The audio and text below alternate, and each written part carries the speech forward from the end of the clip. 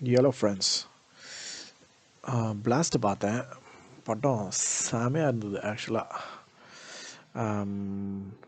ரொம்ப நாள் கழிச்சு, அதாவது கடைசியாக நான் தேட்டரில் பார்த்து இந்த அளவுக்கு என்ஜாய் பண்ண ஒரு தமிழ் படம் அப்படின்னு கேட்டிங்கன்னா மேபி துப்பாக்கியை சொல்லலாம்.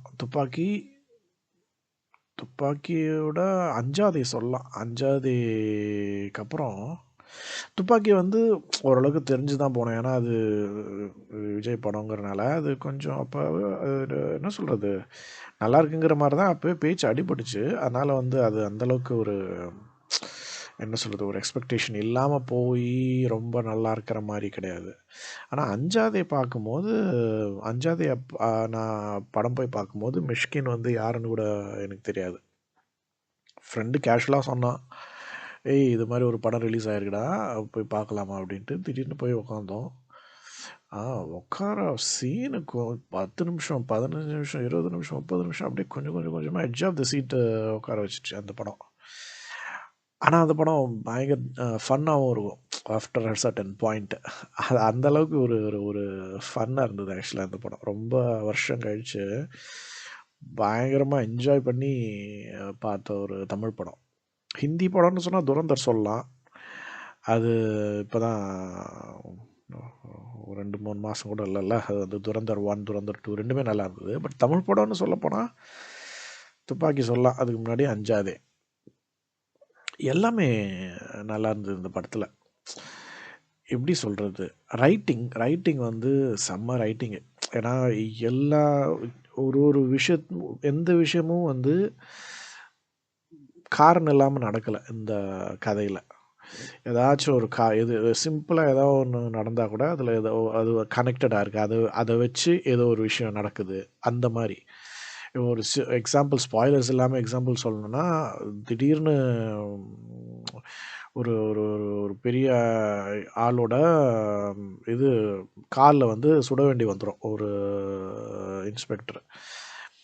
அது என்ன அழுது சும்மா அது நார்மலாக அப்படியே போயிடும், கடந்து போயிடும். நிறைய சீனில் என்ன நம்ம, ஆனால் அதுக்கு பின்னாடி ஒரு இது இருக்குது, கதை இருக்குது. அது கனெக்டடாக சாரி அது கனெக்டடாக அதை பேஸ் பண்ணி நிறைய விஷயம் நடக்குது. அது மட்டும் இல்லாமல் இப்போ செயின் ஸ்நாச்சிங் பண்ணுற ஒரு கேரக்டர் இருக்குது. அந்த கேரக்டர் ஒரு பேக் ஸ்டோரி இருக்குது. அவன் ஏன் செயின் ஸ்நாச் பண்ணுறான் அந்த மாதிரி, அது அவன் ஒரு இம்பார்ட்டண்ட் ரோல். எந்த கேரக்டருமே வந்து ஒரு மாதிரி என்ன சொல்கிறது, எல்லாத்துக்குமே ஒரு பேக் ஸ்டோரி, எல்லாத்துக்குமே ஒரு ஒரு ஒரு அந்த ஸ்டோரியில் ஏதோ ஒரு விதத்தில் வந்து அவங்க அந்த அந்த என்ன சொல்கிறது, அந்த ஸ்டோரி வந்து ஃபர்தராக நகர்றதுக்கு ஒரு காரணமாக இருக்காங்க, அந்த மாதிரி சொல்லலாம். நம்ம அடிக்கடி யோசிப்போம்ல,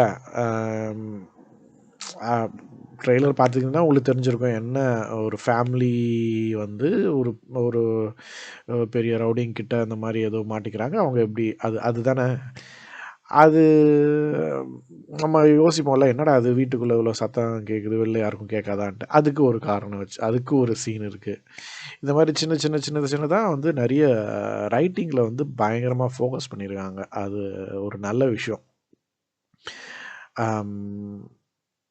அந்த மாதிரி ரைட்டிங் நல்லா இருந்ததுனாலே half the work is done இல்லை.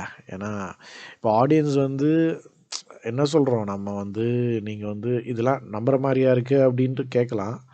நம்புகிற மாதிரி இல்லை தான். பட் ஃபன்னா அப்படின்னு கேட்டிங்கன்னா ஃபன்.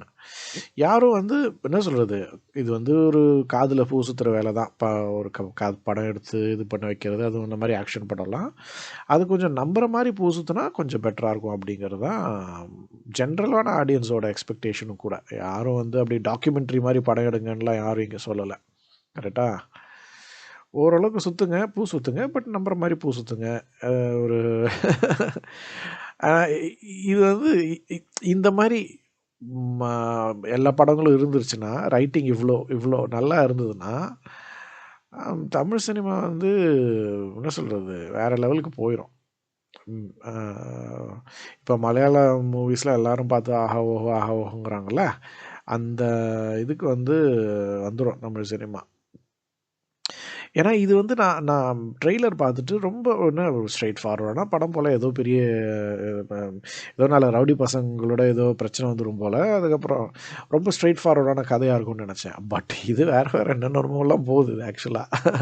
அவங்க அவனுக்கு ஒரு தம்பி, அவன் ரிப்போர்ட்டிங் ஹெட் ஒருத்தன், அப்புறம் தனியாக ஒருத்தன், அப்புறம் இவங்கெல்லாம் சேர்ந்து என்ன பண்ணுறாங்க, அவங்களோட வேலை என்ன, அதனால் யார் இம்பேக்ட், அது வந்து ஒரு மாதிரி பெரிய ஒரு சூப்பரான ஒரு கதையை தான் எடுத்து அவங்க படமாக எடுத்துருக்காங்க. நல்லா இருக்குது ஆக்சுவலாக. இந்த ஏஜிஎஸ் ப்ரொடக்ஷன்ஸ் வந்து நான் ஒரு 2-3 இயர்ஸாக பார்க்குறேன். அவங்க பண்ணுறது எல்லாமே கொஞ்சம் நல்லா தான் இருக்குது. அவங்க பிக் பண்ணுற ஸ்டோரிஸ் எல்லாமே. இதுவும் ஏஜிஎஃப் ப்ரொடக்ஷன்ஸ் தான் நினைக்கிறேன்.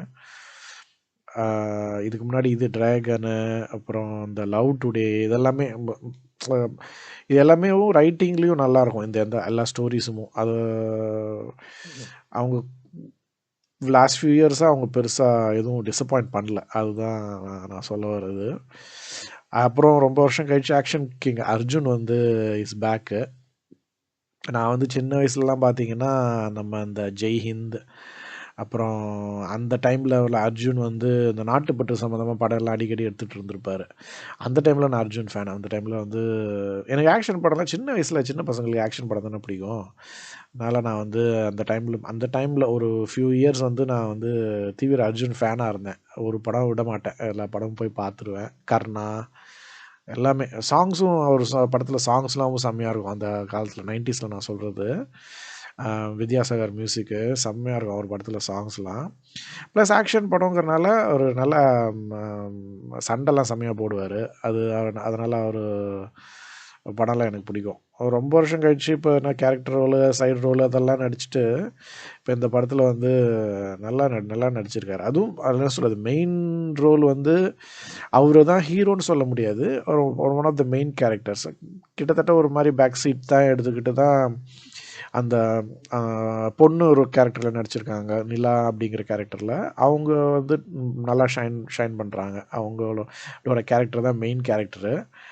அவங்க சின்ன வயசுலேருந்து அவங்க எப்படி வராங்க, எதனால் அவங்க அது கற்றுக்குறாங்க, இது எல்லாத்துக்குமே ஒரு காரணம் இருக்குது. ப்ளஸ் ஒரு இது என்ன சொல்கிறது, பேக் ஸ்டோரி வேறு இருக்குது. நிலா வந்து யார் அப்படிங்கிறதுக்கு ஒரு பேக் ஸ்டோரி இருக்குது.